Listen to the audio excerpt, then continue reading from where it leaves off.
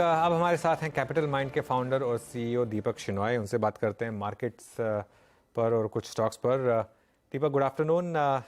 सबसे पहले तो जो कल रिलायंस की एजीएम हुई उस पर आपका व्यू जानना चाहूँगा, क्योंकि कई लोग थोड़े से निराश थे शायद कि एक स्पेसिफिक रोड मैप दिया नहीं। हालांकि उन्होंने एक सक्सेशन प्लानिंग क्लियरली अनाउंस कर दी है, लेकिन एक क्लियर कट शायद डीमर्जर का प्लान नहीं था या फिर वो फंड रेजिंग का और स्पेसिफाई नहीं किया। आपका क्या व्यू था एजीएम के बाद?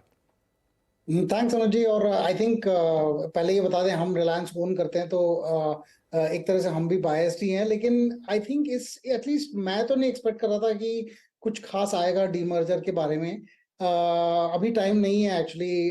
उनको एक्चुअली सेग्रीगेट करना पड़ेगा कि कौन रिस्पॉन्सिबल होगा किस बिजनेस के लिए। आई थिंक रिलायंस रिटेल में काफी क्लियर है, और बाकी में भी आई थिंक क्लैरिटी आने आने लगी है, बट अभी आई थिंक और थोड़ा टाइम है। आई वॉज थिंकिंग 2-3 years और रहेंगे इसके डीमर्जर के लिए। अभी जियो फाइनेंशियल्स का डीमर्जर हुआ है, और आई थिंक अगर और डीमर्जर होगा तो I think it will only be next year और next next year.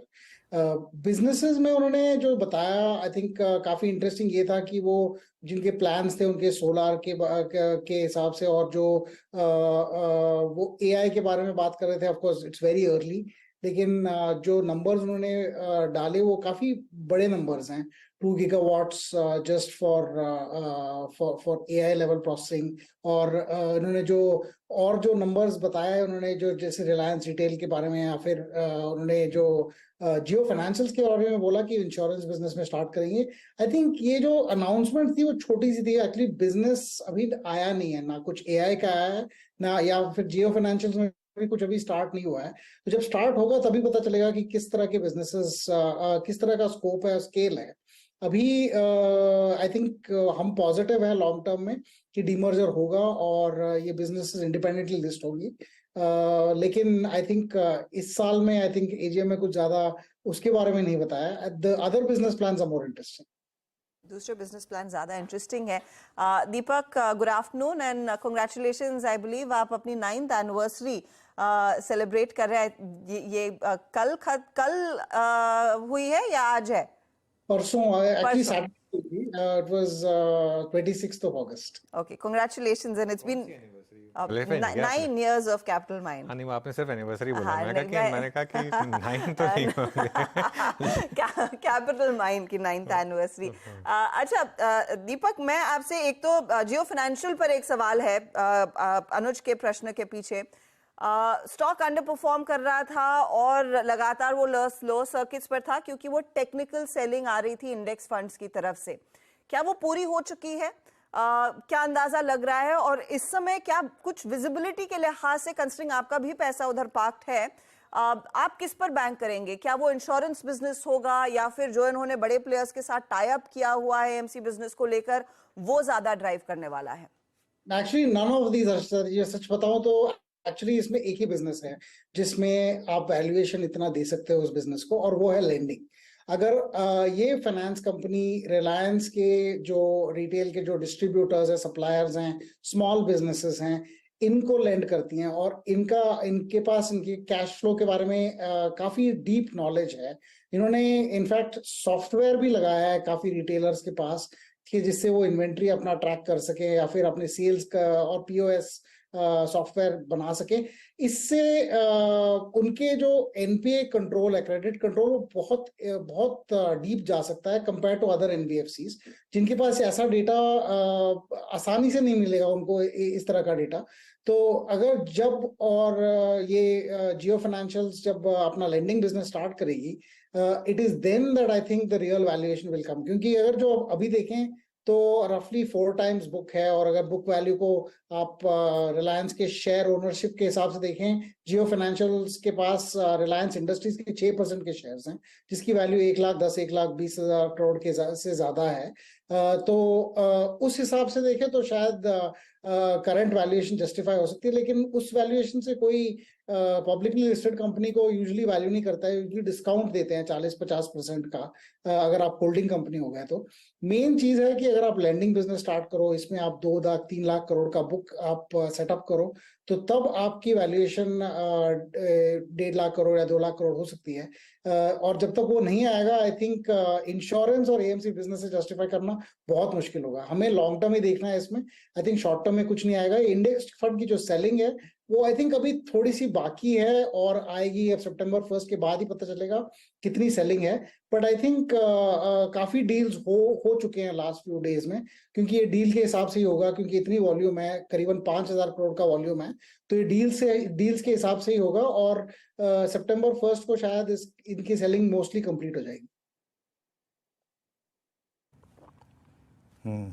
Okay Deepak ji का ये व्यू था जियो फाइनेंशियल्स पे, साथ ही साथ रिलायंस इंडस्ट्रीज पे। और एक निजी राय कृपया इसमें ज़रूर इंक्लूड करें। इस चैनल का स्वामित्व अपने रिलायंस इंडस्ट्रीज होल्ड करते हैं, तो एक निजी व्यू ज़रूर रखें। अच्छा दीपक जी, बॉर्डर मार्केट्स पे आपका व्यू क्या है? मतलब अप्रैल मई जून में एफआईज फ्लो काफ़ी स्ट्रॉन्ग थे और करीब करीब मेरे कैलकुलेशंस के हिसाब से करीब करीब 0.76 ट्रिलियन लगभग 75,000 करोड़ रुपए आए। लेकिन इस वक्त ग्लोबल पोजीशनिंग है, स्पेशली यूएस में रेट हाइक के जो चांसेस बन रहे हैं, या फिर आपको लगता है अगर बन रहे हैं, तो क्या एफआईएस की तरफ से अनवाइंडिंग अगले 1-2 महीने में और पॉसिबल है आपके मुताबिक? वैसे सच बताऊं तो एक्चुअली उनका जो जुलाई में था उसको अगर मिला दें तो 1 लाख करोड़ से ज्यादा उन्होंने 4 महीने में इन्वेस्ट किया इंडिया में। अगस्त के फिगर्स मैंने अभी नहीं देखे, लेकिन अभी भी पॉजिटिव ही है शायद। इसमें मुझे ये लगता है कि आई थिंक अगर करेक्शन आएगा तो वो मोस्टली जो डैमेज चाइना में हो रहा है या फिर जापान में हो रहा है उसकी वजह से आएगा। यूएस में उतना डैमेज नजर नहीं आ रहा है, थोड़ा सा रेट हाइक होगा भी। तो वहां पे एक ही चीज है जो आई थिंक सबसे ज्यादा वरीसम है, विच इज उनके जो मॉर्गेज रेट्स हैं, वो जो अपने होम लोन के रेट्स उनको 3%, 3.5% हुआ करती थी, अभी 7.5% के करीब आ गए हैं। तो उस वजह से थोड़ा सा स्ट्रेस है, लेकिन वो जिस तरह से यूएस मार्केट है वो शायद उस स्ट्रेस को मेजर इशू में बदलने के लिए आई थिंक नियरली 1 ईयर और लगेगा। तो अभी के लिए I don't think there is a major trigger कि एफआईआईज अपना पैसा जल्दी से निकाल दें। लेकिन अगर निकालेंगे तो वर्ल्ड वाइड क्राइसिस होगा। उसका अभी कोई अंदाजा नहीं है कि क्यों होगा या कब होगा। लेकिन आई थिंक इंडियन इकोनॉमी वैसे काफी स्ट्रांग है। अपने आप से हमारे इंटरेस्ट रेट्स भी शायद थोड़े से यहाँ से बढ़ेंगे, क्योंकि वर्ल्ड इंटरेस्ट रेट्स अगर बढ़ गए तो बढ़ेंगे ही। पर हमारे जो कॉर्पोरेट्स हैं वो काफी अपना डिलीवर कर चुके हैं। डेट का कम है पिछले सालों के हिसाब से। Debt equity ratio is at 8 year low in comparison with what it was in 2015। तो अभी ऐसा लग रहा है कि कॉर्पोरेट्स तो झेलेंगे। आई थिंक रिटेल में थोड़ा सा प्रॉब्लम है। सो अगर ब्रॉड मार्केट्स देखें तो थोड़े से मैक्रो ट्रिगर्स हैं डाउनसाइड की तरफ, लेकिन मैक्सिमम अपसाइड की तरफ है अभी भी। Indian markets are not very expensive. अगर आप पी देखें रेशियो निफ्टी का, वो काफी कॉम्प्लिकेटेड है, क्योंकि वो एचडीएफसी और एचडीएफसी बैंक के मर्जर की वजह से 22 या 23 दिखा रहा है, एक्चुअली है 21। सो 21 times trailing earnings is not very expensive. And आगे जाके देखें तो आई थिंक अर्निंग्स ग्रोथ भी आएगी सितंबर और दिसंबर क्वार्टर्स में। ओके। अच्छा, ये एक चीज़ बताइए, ऑयल मार्केटिंग कंपनीज पर इसमें आपका क्या व्यू बन रहा है? अभी एक जो खबर आई कि उज्ज्वला स्कीम के अंडर जो सब्सिडी दी जा रही है एलपीजी पर, अब वो बढ़ाई जाएगी 200 रुपये पर सिलेंडर। एक रिकॉर्ड प्रॉफिट के बाद भी ऑयल मार्केटिंग कंपनीज के शेयर्स चले नहीं पिछले 1 महीने में। क्या मार्केट को ये रिस्क लग रहा है कि अब इलेक्शन में जाते हुए शायद और कुछ इम्पैक्ट आए, शायद पेट्रोल और डीजल के मार्केटिंग मार्जिन्स पर भी शायद थोड़ा सा इम्पैक्ट आए? बिल्कुल अनुज, आई थिंक प्रॉब्लम ये है कि अगर इलेक्शन आ रहे होते हैं तो इंडिया में वो ऑयल मार्केटिंग कंपनीज को अपने मार्केटिंग प्राइसेस बढ़ाने नहीं देते हैं। अगर बाय चांस क्रूड का स्पाइक हो गया, अगर वर्ल्ड मार्केट्स में $100 चला गया, तो ऑयल मार्केटिंग कंपनीज अपने मार्जिन को रखने के लिए अपना सेलिंग प्राइस नहीं इंक्रीज कर सकते, क्योंकि वो पॉलिटिकल कंपल्शंस हैं। इसलिए मार्केट उसको डिस्काउंट ही कर देती है। चलो आपने प्रॉफिट बना लिया तो कल आप लॉस बनाओगे, वो तो पक्का ही है। और अगर ज्यादा प्रॉफिट बनाओगे तो गवर्नमेंट किसी और तरह से मतलब उसको कॉम्पेंसेट कर देगी। जैसे उन्होंने कहा उज्ज्वला, अभी तो उन्होंने बोला कि जो सब्सिडी है वो तो गवर्नमेंट देगी, ऑयल मार्केट कंपनीज नहीं देंगे। लेकिन ये भी चीज होगी कि किसी और तरह से they will be an adjustment. I think इसको आप नॉर्मल कंपनी की तरह वैल्यू नहीं कर सकते। हमारे पास थी ये कंपनीज, हम काफी फ्रस्ट्रेट हो गए इन दी एंड कि इनको बिजनेस की तरह नहीं चलाया जा रहा है, एक तरह से एक एक आर्म ऑफ द गवर्नमेंट की तरह चला जा रहा है। तो ठीक है, ऐसे है ऐसी कंपनीज, तो हमें हर कंपनी में पार्टिसिपेट करने की जरूरत तो नहीं है। तो हमने कहा कि चलो इसको अच्छा भी है, अगर बैलेंस शीट और बिजनेस देखो तो ऐसा लगता है कि हमें कल ही खरीदना चाहिए, पर ये जो कॉम्प्लिकेशंस है ये बैलेंस शीट के बाहर से हैं, तो इसलिए हम इसको बस कहते हैं कि अच्छे नंबर्स हैं, बस बाहर से देखेंगे। Fair enough.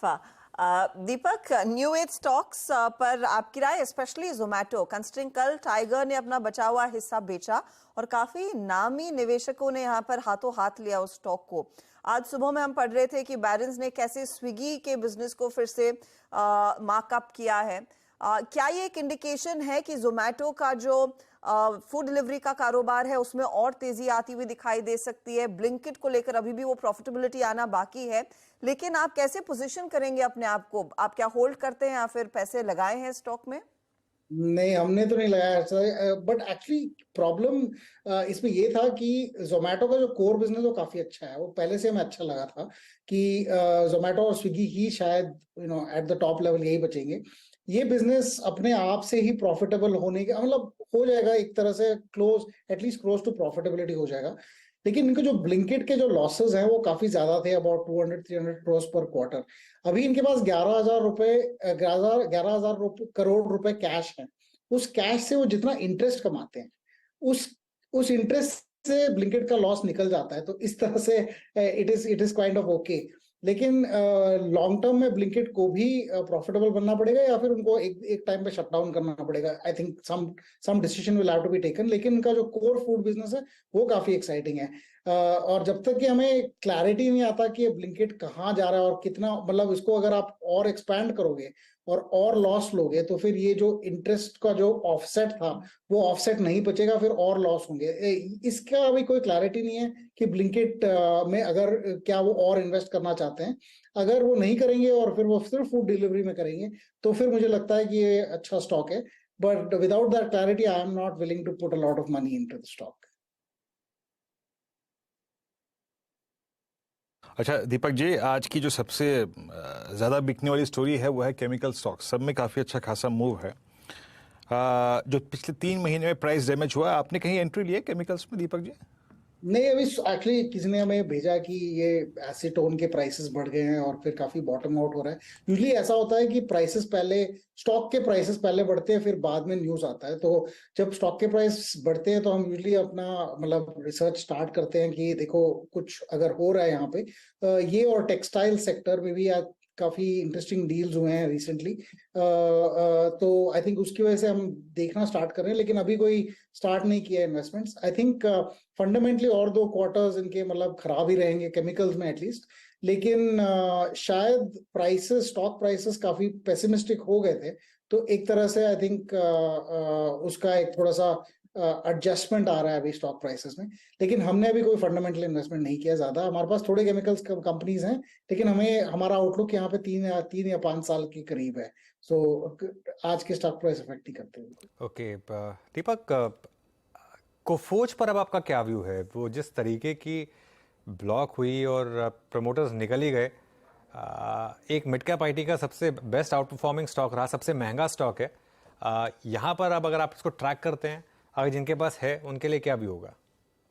एक्चुअली सच बताऊं तो आपने जब बोला मुझे तभी पता चला कि प्रोमोटर्स ने एग्जिट किया। I haven't been tracking Coforge for a while, but अब देखना पड़ेगा। एक्चुअली आईटी में भी काफी इंटरेस्टिंग मूव्स आने को देखने को लगे हम।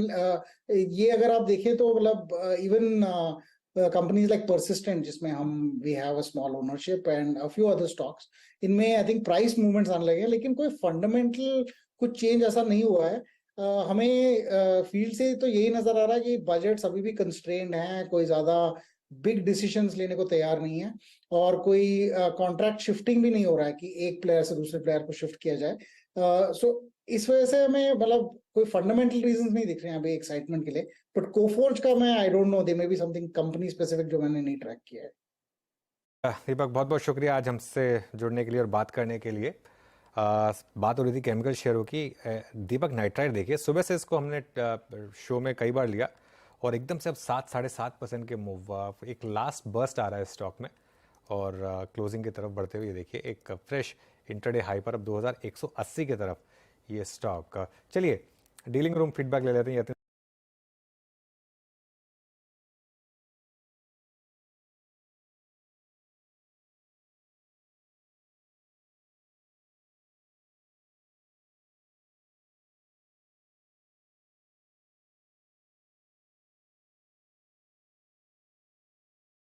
Please like, subscribe, and share with your friends.